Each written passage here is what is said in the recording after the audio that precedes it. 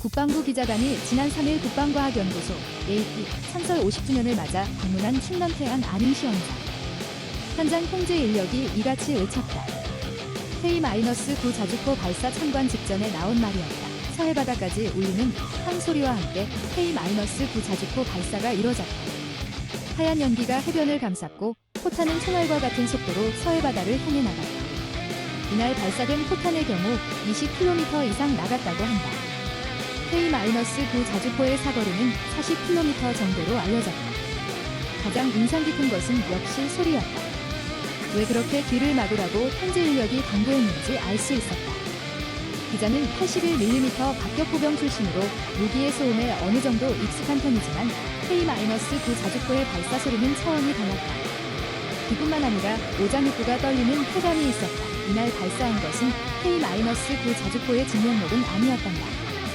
실제 이날 시연은 해변에 거치한 K-9 자주포 포신을 활용한 것에 지나지 않았다. 원래 전차에 설치해 연발 사격이 가능한 게 K-9 자주포의 특징이지만 해변에 거치된 특성상 한 발씩밖에 쏠 수 없었다.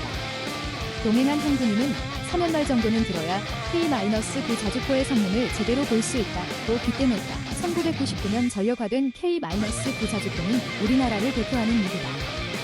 사거리, 발사속도, 기동성, 생존성, 탄약 적재, 사격 후 진지전환 등 자주포가 갖추어야 할 모든 조건을 완벽하게 갖췄다는 평가다.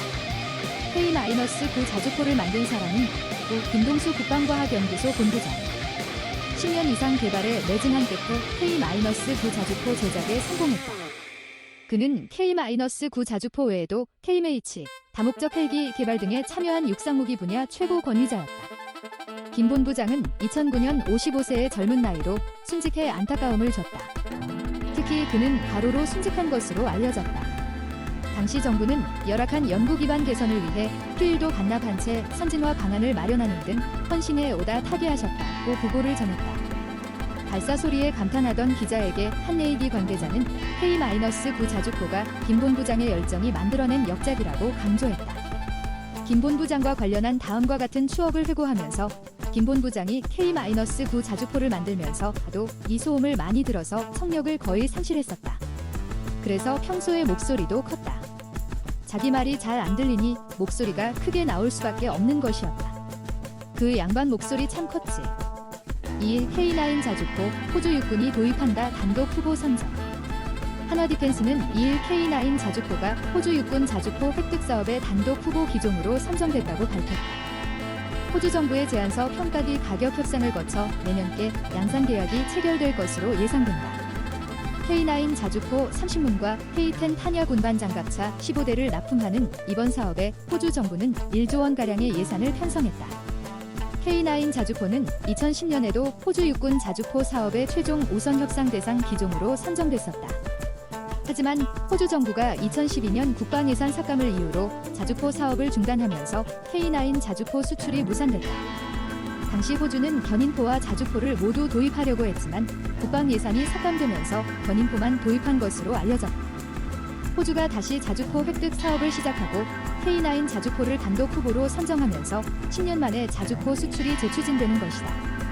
한 호주 정상이 지난해 9월 국방 방산 협력을 주요 의제로 정상회담을 하고 그해 12월 양국 외교 국방장관이 방산 협력 확대 방안을 논의하는 등 양국 국방 협력이 강화된 것도 영향을 미친 것으로 보인다. 한화디펜스 관계자는 호주 법인을 설립해 현지 생산시설 구축을 계획하고 호주 방위산업 활성화를 위한 다양한 지원 방안을 모색하는 등의 현지화 노력도 이번 후보 선정에 영향을 준 것으로 분석된다고 말했다. K9 자주포의 제원은 최대 사거리 40km, 발사속도 6에서 8발 1분, 탄약 적재량 48발이다.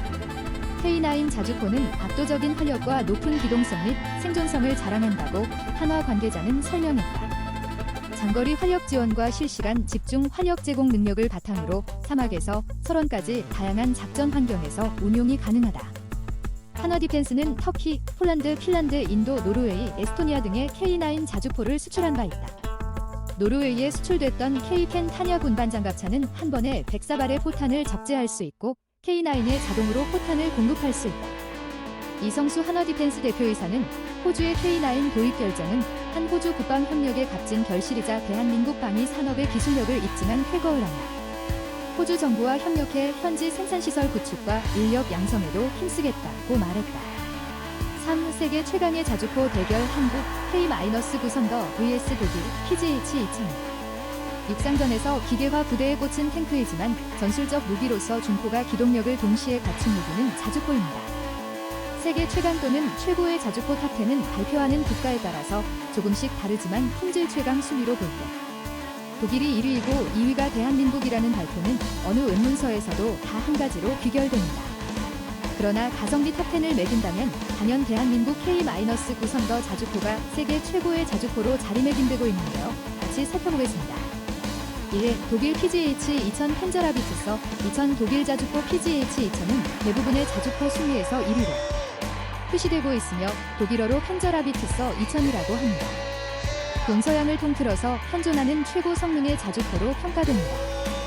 다만 고가의 장비들을 채용해서 대단히 비싼 무기이며 방호력을 강화하고 적재량 향상을 위한 설계로서 중량이 많이 나가는 단점도 있습니다.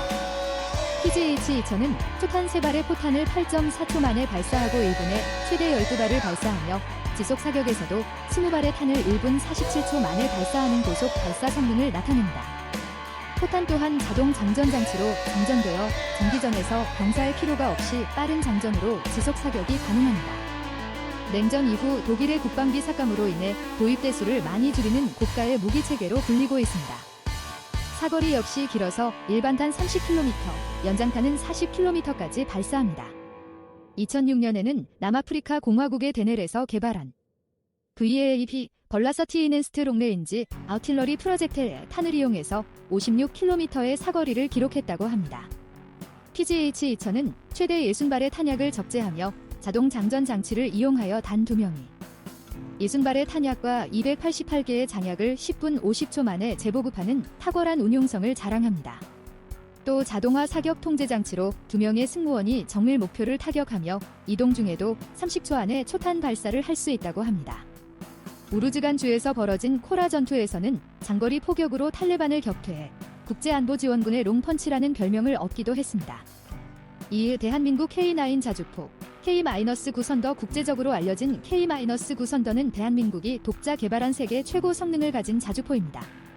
기존의 K-55 자주포 개량화에 성공한 K-9 955mm 주곡사포, K-9 선더는 AT와 삼성테크윤이 독자 개발한 자주포입니다.